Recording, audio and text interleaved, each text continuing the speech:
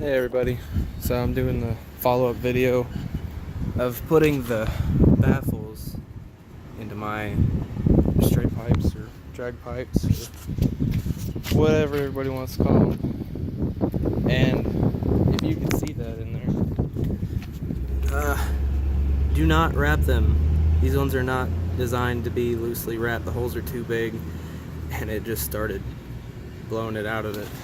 Because the way it's designed, it's not supposed to go through the center. It's supposed to go around the outside and then down into the baffle.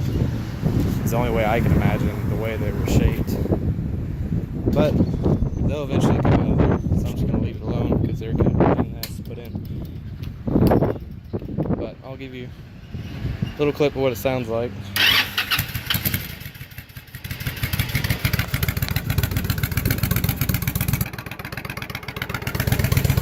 Has a little bit of a weird sound because of all that stainless steel in it, but it changed the tone.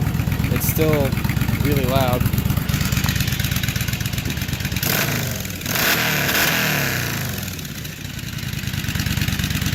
So mostly a tone change.